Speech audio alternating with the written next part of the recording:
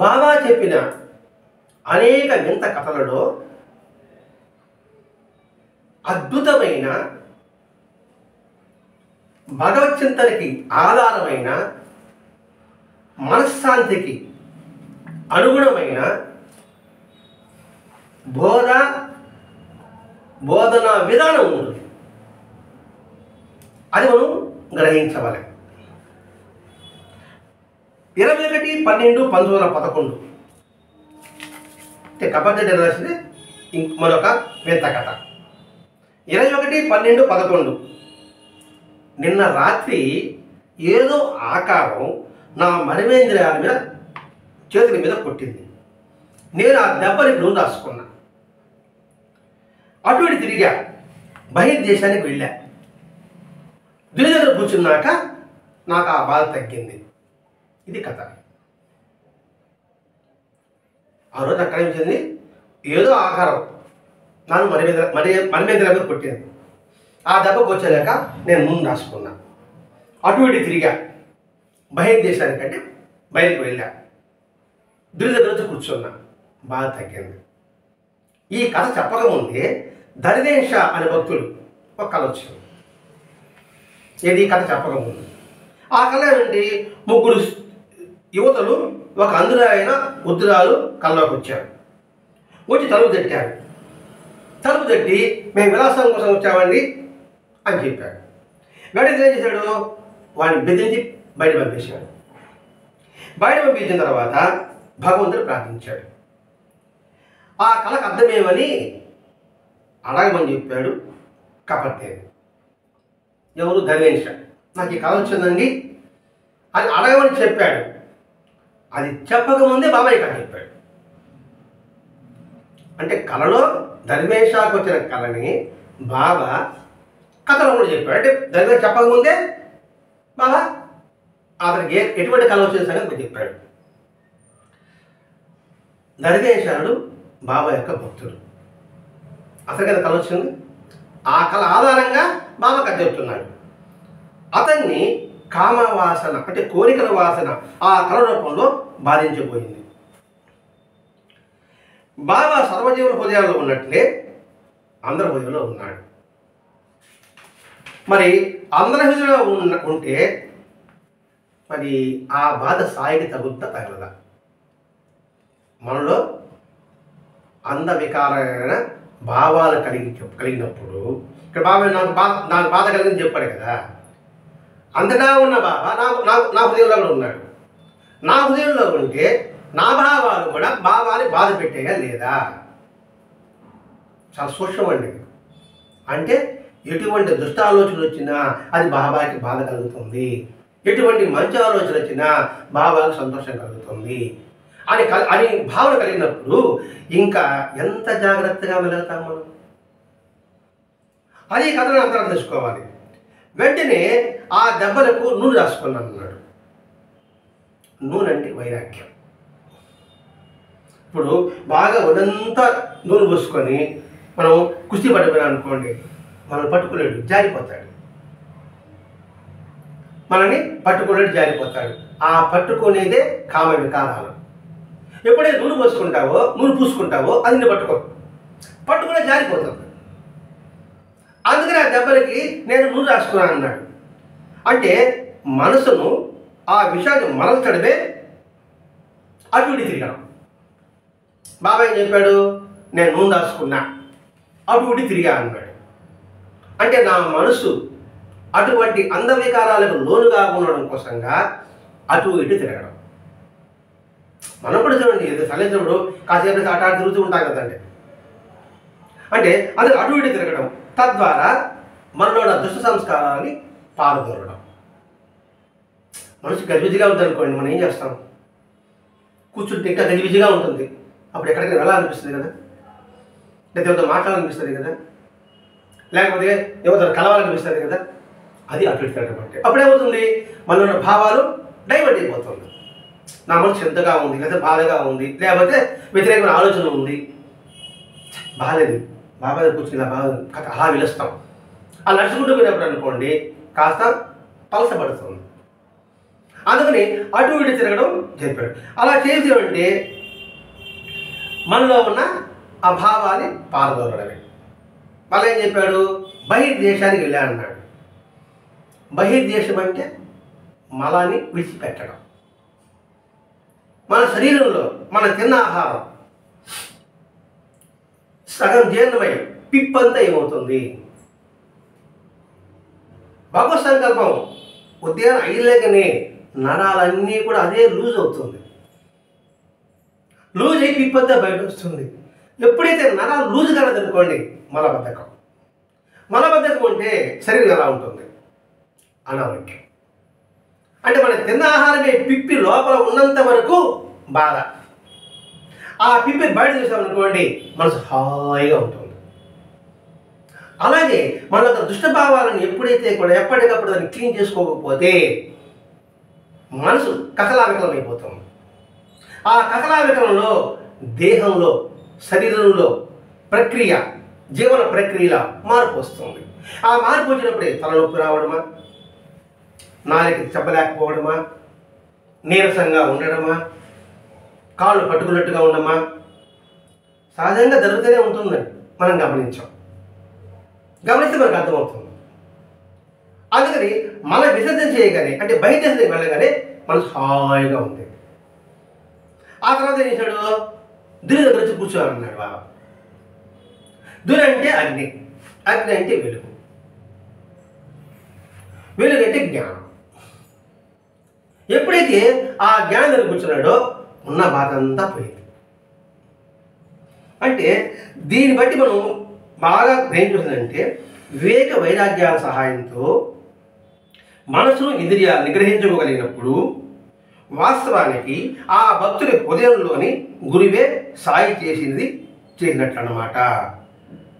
అంటే మనలో ఉన్న భావానే అందరూ అన్నింటిలో ఉన్నాడు కదా, ఆయనే ఈ విధంగా చేస్తున్నాడు.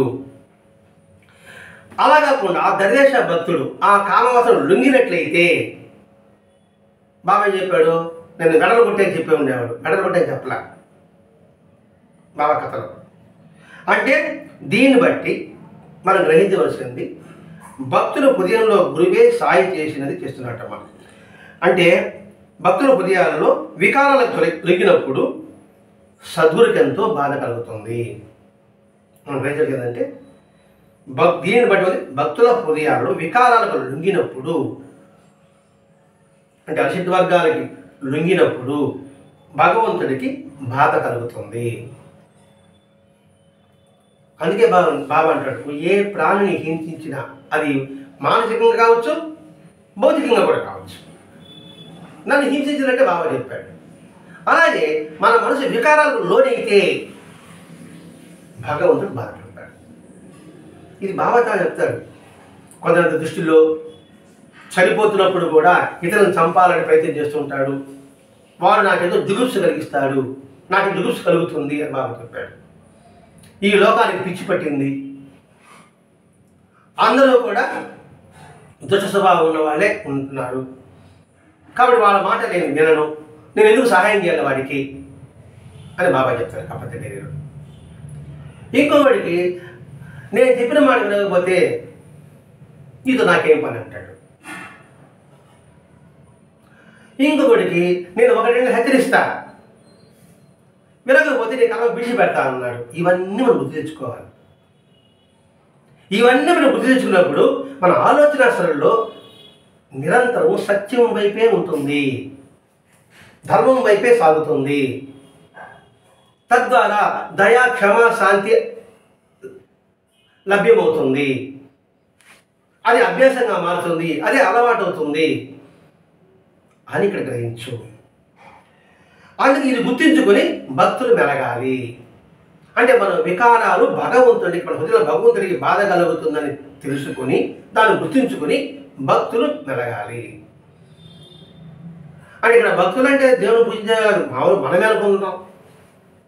మనం జాగ్రత్తగా మెలగాలి. ఒకసారి సద్గురుని ఆశ్రయించాక తర్వాత భక్తులు ఆయన విడిచిపెట్టిన వారి హృదయంలో అతడు నిత్యము ఈ విధంగా తిరస్కరింపబడుతూ బాధించబడుతూ ఉంటాడు. కానీ ఎవరు బావ బాధపడుతుంటాడే కానీ హృదయంలో ఉన్నాడు. ఇప్పుడు నేను అనుకోండి బావను వదిలేశాను, నేను వదిలేసిన బావ నా హృదయం ఎప్పుడూ ఉంటాడు. భగవంతుడికి నిర్జీవుడు లెక్క ఎప్పుడూ ఉంటాడు. ఉంటూ కూడా బాధపడుతూ ఉంటాడే కానీ భక్తుడు మాత్రం వదిలిపెట్టాడు, పరిత్యజించాడు. అంటే తల్లి బిడ్డని ఏ విధంగా అయితే వదులుకున్నట్టుగా, తండ్రి ఏ విధంగా అయితే బిడ్డను వదులుకున్నట్టుగా భగవంతుడు కూడా మనం వదిలిపెట్టాడు. ఇప్పుడు మన బిడ్డలు చీచాన్నా కూడా మనం ఎంత ద్రోహం చేయబడి కూడా మనకి ఉంటుంది కదండి. ఇంకే చూడండి, ఒక తల్లి ఇంట్లోంచి వెలగొట్టేశాడు, జరిగిన సగం చెప్పుకుంటున్నాం. వెలగొట్టి ఆమె ఆ కూలి పని కల్పన చేసుకొని బతుకుతూ ఉండాలి. మనం నేత్రదాన ఉద్యమం చేసాం. ఆ నేత్రదాన ఉద్యమంలో చేసుకుంటూ వచ్చాం. చేసుకున్న తర్వాత నేను కళ్ళు దానం చేస్తే మంచిది, ఇంకొక పునర్జన్మ వస్తుంది అని చెప్పుకుంటూ వస్తున్నాం. ఆ తల్లి అడగతానే ఏమైనా డబ్బిస్తారా అని అడిగింది. అడిగినప్పుడు ఆమె స్వతంగా బతుకుతూ ఉంది. ఏమో డబ్బిస్తారా, నీకెందుకు మా డబ్బులు చచ్చిపోతావు కదమ్మా, ఆ డబ్బు నీకెందుకుమా అని అడిగాం. అప్పుడు ఆమె ఒక మాట అండి, మళ్ళీ ఎవరండి ఆ డబ్బు నా కొడుకు పనికి వస్తుంది, కొడుకు తరిగేశాడు, అది చెప్పిన పెట్ట కొడుకు వస్తాడు కదా, ఆ డబ్బు నా కొడుకు పనికి వస్తుందని చెప్పింది. అని చూడు, బిడ్డ తరిమేసిన తన కాకేశ్వర బతికిన తన ప్రేమంతా ఎక్కడ నీ కొడుకు మీద ఉన్నట్టుగానే భగవంతుని తిరస్కరించిన భగవంతుడు హృదయంలోనే ఉంటాడు. ఎలా అంటే భగవంతుడు లేడు, భగవంతుడు తిట్టేవాడు ఉన్నారు, కానీ వాడి యొక్క క్షమ సమాచారం బాగు చూస్తున్నాడు లేదా, శ్వాస ఇచ్చేది ఆయనే, తినాహారం జీర్ణం చేసేది ఆయనే, రక్తంగా మార్చేది ఆయనే. మరి వీళ్ళని తిడుతున్నాడు రా కాబట్టి నేను వీడికి శ్వాస ఇవ్వకూడదు, లేకపోతే తినాహారం జీర్ణం చేయకూడదు, రక్తంగా మార్చకూడదు అని లోపల కానీ వాడు అంటే వాడు ఉంటాడా? అది భగవంతుని యొక్క ప్రేమ అండి. మనం వదిలిపెట్టిన ఆయన మాత్రం వదిలిపెట్టాడు. బాధపడతాడే కానీ ఆయన మాత్రం వదిలిపెట్టాడు. అందుకే బాబా అంటాడు, ఈ సత్యాన్ని నిలబడి బాబా ఒక మాట అంటాడు చూడండి, ఈ మసీదు తల్లి అంటాడండి. ఈ మసీదు తల్లి అని పదం వాడతాడు. ఈ మసీదు అందరినీ ఆదరిస్తుంది, ఎవరిని తిరస్కరించాడు. ఇదే మాట చూడటం ఒక మాట అంటారు కదండి. ఏంటమ్మా వాళ్ళు దుష్టులు కదా, వాళ్ళు వస్తే కూడా మీరు ఆశీర్వాదిస్తున్నారు, పండిస్తున్నారు, కాయిస్తున్నారు అన్నప్పుడు చూడటం ఏం చెప్పారు, సమాజం చెప్పారు, నేను అంగడ పెట్టుకున్నానే అన్నది. నేను అంగడ పెట్టుకున్నానే అన్నది. దానికి ఎంత అర్థం చెప్పండి. నేను అంగడ పెట్టుకున్నానే అంటే అండి, నేను ఒక అంగడ పెట్టాను అనుకోండి, మంచి వాళ్ళకి అమ్ముతాను ఏమన్నా, ఎవరికి వ్యాపారం చేయాల్సిందే. కాబట్టి నేను జ్ఞానం పొందాలని అంగడ పెట్టుకున్నా. వాడు ఎటువంటి వాడైనా నాకు అతనితో సంబంధం లేదు, వాడు వచ్చాడు, వాడిని నేను ఇవ్వాల్సిందే అని చూడడం చెప్పారు కదండి. అంటే భగవంతుడు ఎవరు? ఆయనే తల్లి, ఆయనే తండ్రి, ఆయనే గురువు, ఆయనే తోడు, ఆయనే నీడ. ఎప్పుడు మన అంటే ఉంటాడు. కళ్ళు మన కంటికి కనిపించదు, మన కళ్ళు మనం చూడలేము అర్థం ఉంటే తప్ప, కానీ మన కళ్ళు ఆ రెప్ప ఎంతగా మనం కాపాడుతుంది. అంటే ఈ కంటి చూపు లేకపోతే పరిస్థితి ఎలా ఉంటుంది?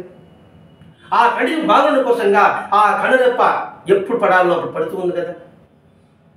భగవంతుడు కూడా అంతే. కాబట్టి అందుకే బాబా ఈ మహీ తల్లి అని ప్రత్యేకంగా చెప్పేవాడు. అందుకే గురు పరిత్యాగం హీనాతిహీనము. ఎప్పుడైతే నువ్వు గురువుని వదిలిపెడతావో అంతకన్నా హీనస్థితి ఉండదు. ఇక్కడ గురువు అంటే ఒకటేనండి, ఒక శక్తి అనుకుందాం. అంటే ఇప్పుడు గాలిని వదిలిపెట్టగలమా? భూమిని వదిలిపెట్టగలమా? నీరుని వదిలిపెట్టగలమా? చూడండి, మన నోట్లో చెమ్మ ఆరకుండా ఎలా ఉత్పత్తి అవుతుంది నీళ్ళు అసలు. అలా నాకు నీరే వద్దు అనుకుంటే నిత్యుడు అయిపోతావు. అందుకనే గురువుని ఎప్పుడైతే వదిలిపెడతావో, గురు పరిత్యాగము. ఇక్కడ గురువు అంటే జ్ఞానాన్ని ఎప్పుడైతే నువ్వు వదిలిపెట్టుకుంటావో అంతకన్నా హీనంగా ఉంటుందండి. మంచిని వదులుకుంటే అది చెడు ఎంత హీనం. అందుకనే గురు పరిత్యాగమే హీనాతిహీనం. ఈ సృష్టిలో మన నుండి మన శ్రేయస్సును తప్ప దేనిని ఆశించని పరమ ప్రేమమూర్తిని నువ్వు వదిలిపెడితే శ్రేయస్సు కానీ ప్రేమ కానీ నీకు ఎక్కడ లభిస్తుంది? ఈ సృష్టిలో మన నుండి మన శ్రేయస్సును తప్ప దేనిని ఆశించడు భగవంతుడు. భగవంతుడు అంటే సృష్టి, సృష్టి అంటే ప్రకృతి, ప్రకృతి అంటే పంచభూతాలు. ఈ పంచభూతాలు మన శ్రేయస్సు కోసమే పనిచేస్తున్నాయి. పోనీ దానికి ప్రతిగా ఏమైనా ఆశిస్తుందా? మరి ఏం ఆశించలేదు. మరి అటువంటి ఆశించిన దాన్ని నువ్వు వదిలిపెడితే, అలా వదిలిపెడితే మనకు శ్రేయస్సు ఎలా ఉంటుంది? మన శ్రేయస్సు ఎలా పొందగలం? ఆరోగ్యంగా ఎలా ఉండగలం? కాబట్టి సద్గురుని ఎప్పుడూ పరిత్యజించవద్దు. నీ శ్రేయస్సు కోసం తపన పడుతున్నాడు, నీ శ్రేయస్సు కోసం ఆరాటపడుతున్నాడు. గాలి కూడా చూడండి, గాలి మొత్తం పంచిపోతాలన్నీ కూడా సరే మన కోసమే తప్పిస్తుంటుంది. దానికి ఉదాహరణగా చెట్టు తీసుకోమంటాడండి. ఆ చెట్టు చూడండి ఎలా ఇస్తుంటుందో. మనం వదిలే ఆ కార్బన్ డైఆక్సైడ్ తీసుకుంటున్నది, మరి ఆక్సిజన్ ఇస్తుంది. అలాగే పండ్లు ఇస్తుంది, కాయలు ఇస్తుంది. దాని ప్రతిగా మనం ఏం చేస్తున్నాము అంటే ఏమీ చేయడం లేదు. అందుకే ఈ ప్రకృతిని ఆరాధించు అని పెద్దలు చెప్తారు. ఈ ప్రకృతి అన్నీ పొందుతున్నావు, నీ శ్రేయస్సు కోసం ఈ ప్రకృతి ప్రతి ఒక్కటి పనిచేస్తుంది. పనికిరానంత ఏది లేదు. పాము విషం కూడా పనికి వస్తూ ఉంది. విషాన్ని కూడా మందు తయారు చేస్తుంది కదండి. మరి అందుకే అన్నిటినీ పూజించు. ఎందుకంటే అన్ని జీవులు పామును పూజించమంటారు, పుట్టను పూజించమంటారు, రాయిని పూజించమంటారు, చెట్టును పూజించమంటారు, కుక్కను పూజించమంటారు. ఎందుకని? వాటి ద్వారా ఎంతో ఫలితాలను పొందుతున్నావు. అందుకే పాము విషం కూడా నీకు మందుగా తయారవుతుంది. అది చూసాడు విషమే, కానీ అది కూడా మందుగా తయారవుతుంది. కాబట్టి అటువంటి దాన్ని నువ్వు వదులుకుంటే నీకు శ్రేయస్సు ఎలా కలుగుతుంది? తనకై తాను ఒకసారి విశ్వసించావు గురువుని, ఆయన దేవుడు, ఆయన తప్ప వేరే దిక్కు లేదు నాకు అని ఒకసారి హృదయంలోకి ఆహ్వానించాక మరలా వారిని తిరస్కరించడం ఎంతటి ఘోరాతి ఘోరం. నువ్వు ఎంత ఆపదలో ఉన్నావో, ఎంత బాధలో ఉన్నావో, అంత బాధలో ఆపదలో ఉన్నప్పుడు నేను ఆదుకున్న ఒక వ్యక్తి ఉన్నాడు. ఆ వ్యక్తి ఆదుకున్న తర్వాత ఆ వ్యక్తి మీద కృతజ్ఞతాభావం కలిగి ఉన్నావు. మరి కొంతకాలానికి ఆ వ్యక్తి పట్ల నిరసన ప్రదర్శించడం ఎంతవరకు సబబు? ఘోరాతి ఘోరం. అంటే ప్రకృతిని అంతా పంచుకుంటాం, పొంది కూడా మనం దాన్ని కాపాడలేకపోతున్నాం. అందుకని వాతావరణ కాలుష్యం, భూమి కాలుష్యం, నీరు కాలుష్యం. అలా చేయడం నష్టం ఎవరికి? ముందేమో నీరు, ఆ గాలి, ఆ భూమిలో వచ్చే పంట, అగ్ని, వీటి ద్వారానే నేను పొందిన అగ్నిదేవుని పూజించాం, గాలిని పూజించాం, భూమిని పూజించాం, నీటిని పూజించాం. పోయిన తర్వాత అడ్డా నువ్వు పనికిరావు అని నెట్టివేయడం ఘోరాతి ఘోరము. అందుకే మనకి గురుచేత చక్కటి వర్ణిస్తుందండి. ఒక వ్యక్తి గురువుని ఆశ్రయిస్తాడు. ఆశ్రయించిన తర్వాత ఆయన ఆ పని ఈ పని చేస్తాడు, చెప్పంటాడు. ఇతను నాకు బోధించలేని చెప్పేసి అనుభూతి చేస్తాడు. దానికి శ్రీగురుడు ఎంత పాపం చేసేవారు అనుకుంటాడు కదండి. అప్పుడు శిష్యుడు ఎలా సేవ చేయాలని చెప్పేసి అరుణి బైజుడు ఉపన్యం చెప్తాను కదండి. అందుకు బాబా భాషగాళ్ళ గురించి చదవమని చెప్పడం, బాబా గురించి గురించి ప్రత్యేకంగా దాన్ని పారాయణ చేయించడం అని ఇక్కడ వివరణ. భక్తులు కాని వారి హృదయాల్లో కూడా పరమాత్మ ఉన్నాడు. ఎవరు? భక్తులు కాని వారి హృదయాల్లో కూడా, అంటే దేవుడు లేని చెప్పేవాళ్ళు కూడా భగవంతుడు ఉన్నాడు. వారికి కూడా దుష్కర్మ చేసినప్పుడు, వికారం లేనప్పుడు ఆ పరమాత్మ క్షోభిస్తున్నాడు. అంటే మొత్తం వృత్తాంతం ఏంటంటే మన హృదయంలో భగవంతుడు నెలకొని ఉన్నాడు. కాబట్టి నెలకొని ఉన్నాను గుర్తుపెట్టుకొని ఆయన మనసు క్షోభించకుండా మనం నడవగలిగితే అది గొప్ప ధన్యం. వాడు ధన్య జీవి. దాని ఫలితంగా ఏది? దుష్కర్ముడు కూడా భగవంతుడు వాడిలో ఉంటే ఆ దుష్కర్ముడు కూడా అంటే భగవంతుడు లేడని చెప్పేవాడు కూడా పాపం చేస్తే లోపల పరమాత్మను చూపిస్తాడు. తద్వారా ఆ ఫలితంగా వాడి పనికి ఆ పని ఫలితమే వాడిని శిక్షిస్తుంది. అంటే దుష్టమైన ఫలితం చేయనప్పుడు ఆ దుష్టమైన ఫలితమే వాడిని శిక్షిస్తుంది. ఆయన తెలిసిన తర్వాత ఉత్తముడైన వాడు భక్తుడు, అందుకని అది తెలుసుకున్నవాడు వివేకవంతుడు భక్తుడు.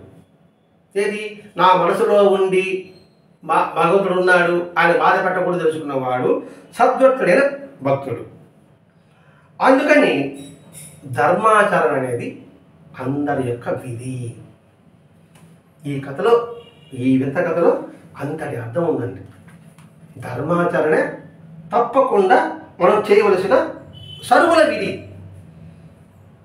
అంటే అందరూ దాని కర్తవ్యంగా ధర్మ ఆచరణను పాటించవలే.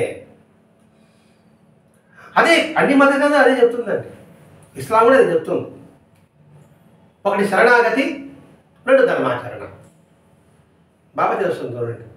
ఒకడు వచ్చి ముస్లిమ్స్ ఏంటి ఇలా చేస్తున్నారు, పుస్తకాలు చేస్తున్నారు అంత అభాయించాడు. నువ్వు నిజమైన ముస్లింయారా? నీకు నమాజ్ ఏం తెలుసా? నీకు ఖురాన్ చదివావా? ఖురాన్ ఏం చెప్పింది?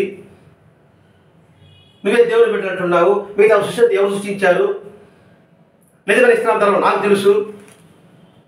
ఆ ధర్మం చెప్పింది శరణాగతి ధర్మాచరణ అని ఇస్లాం మత గ్రంథం ఉందో చూసుకోరా అన్నాడు. శరణాగతి నువ్వు తప్ప నాకు దిక్కులేదు